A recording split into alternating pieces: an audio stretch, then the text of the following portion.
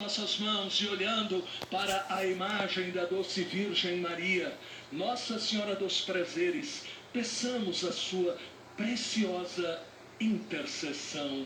Ave Maria, cheia de graça, o Senhor é convosco. Bendita sois vós entre as mulheres, e bendito é o fruto do vosso ventre, Jesus.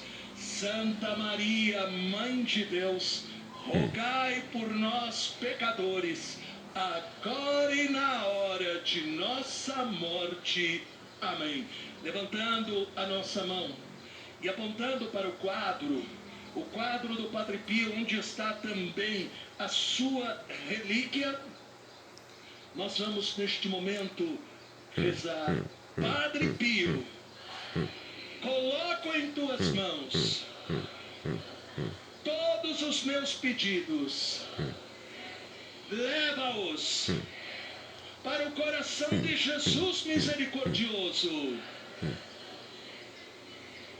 e alcança-me junto dele esta graça. Apresente para o Padre Pio com toda a confiança, crendo que ele estará intercedendo e tornando você um filho, uma filha espiritual dele. Amém. E bata palmas, bata palmas, bata palmas, sentados. Em nome do Pai, do Filho e do Espírito Santo. Amém. Louvado seja nosso Senhor Jesus Cristo. Hoje, meu querido e minha querida, eu quero convidar você a se aproximar de um dos santos mais extraordinários e fascinantes dos nossos tempos, o querido São Padre Pio de Pietrelcina.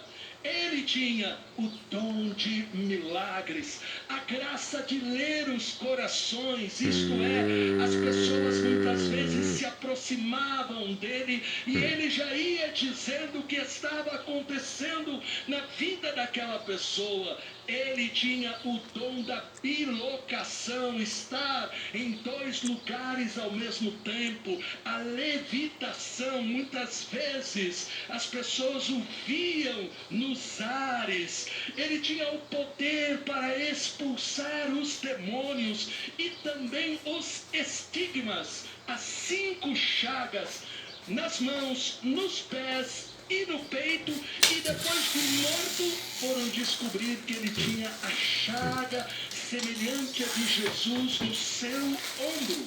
Por isso é maravilhoso a gente ver como depois da sua morte, junto de Deus, com a sua intercessão, a chuva de graças continua. Por isso eu quero convidar você, meu querido e minha querida, a entender quem é que foi este homem extraordinário, qual é a missão que ele recebeu de Deus, porque é que Deus quis realmente que o Padre Pio fosse este padre maravilhoso. Nós não podemos esquecer que Padre Pio foi um enviado de Deus com a missão de despertar a fé de quem ia a ele. Ele chamava a todos a abrirem o coração para o amor a Deus. Ele chamava todos a seguirem com alegria a Jesus Cristo, caminho, verdade e vida, com a força do Espírito Santo. E ele é aqui que eu quero que você preste atenção, porque muitas vezes nós não entendemos esta verdade que Padre Pio viveu intensamente, apesar das dificuldades que ele enfrentou de toda a ordem. Ele apontava para a igreja, indicando que ela era um pedaço do céu aqui na terra. São João Paulo II, na homilia da canonização do Padre Pio, ele apresentou 3 dimensões da vida deste grande homem. Quando nós buscamos a sua intercessão, desejando também ser contados entre seus filhos e filhas espirituais, durante a sua vida, E depois da sua morte, milhares e milhares de pessoas espalhadas pelo mundo inteiro começaram realmente a viver como filhos e filhas espirituais do Padre Pio. Mas Padre Pio, ele dizia, para ser um filho, uma filha minha, tem que realmente viver a sua fé com coragem, com desassombro, jamais se deixando vencer por nenhuma dificuldade da vida. Por isso as 3 dimensões que o São João Paulo II apresentou da vida do Padre Pio são importantíssimas. A primeira dimensão que São João Paulo II apresentou: carregar o jugo de Cristo. Aí no Evangelho de São Mateus, no capítulo 11, versículos 28 e 29, página 1297 da Bíblia Ave Maria, Jesus diz: vinde a mim, vós todos que estáis aflitos sob o fardo, e eu vos aliviarei. Tomai o meu jugo sobre vós e recebei a minha doutrina, porque sou manso e humilde de coração, e achareis o repouso para as vossas almas. Repare, o Papa, ao falar esta primeira dimensão, está justamente nos mostrando o que é que aconteceu com este santo. Padre Pio associou os seus fardos a Cristo. Ele entregou a doença, ele entregou a dor dos estigmas, ele entregou a perseguição, a maldade de muitos dentro da igreja contra ele. Ele ensinava que o segredo de que nada poderá nos separar do amor de Cristo. Tome cuidado, porque Satanás deseja justamente nos levar a desanimar quando vêm as contrariedades, as crises que nós não esperamos. Satanás quer que muitas vezes a gente mude, inclusive até a nossa ideia em relação à própria igreja. Mas Padre Pio, ele soube viver esta palavra de Jesus. Nós temos que entender que às vezes os problemas pessoais, o mau exemplo de alguém, podem ser o meio para o espírito de tentação fazer a gente desistir da fé e da igreja. Quem realmente encontrou a Jesus tem a promessa: eu vos aliviarei. Amém? Quem realmente encontrou a Jesus é capaz de dizer: a minha confiança não está nesta situação e nem nesta pessoa. A minha confiança e a minha fé está depositada em Jesus, que deu a sua vida por mim. A segunda dimensão da vida do Padre Pio, que São João Paulo II apresenta, é ser uma pessoa de oração. E este é o grande problema de muitos cristãos. Estão na igreja como muitas vezes as pessoas estão num show. Aquela emoção que terminou o show, no dia seguinte já passou. Ou de uma partida de futebol. A emoção de uma partida de futebol é para aquele momento, muitas vezes é para aquele dia seguinte ou mais alguns dias, mas depois passa. A emoção que nós temos que buscar é a emoção que permanece. É a emoção que faz com que a gente experimente a intimidade com Deus. E isto se faz unicamente, Padre Pio nos ensina, pela oração.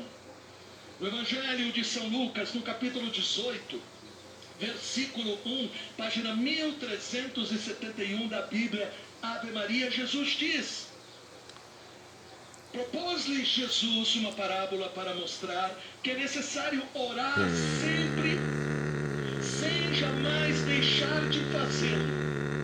Portanto, a força para a gente confiar em Deus e não se entregar diante das tempestades vem da intimidade, com Deus pela oração. Foi aquilo que aconteceu com o Padre Pio, porque a vida espiritual do Padre Pio não foi fácil.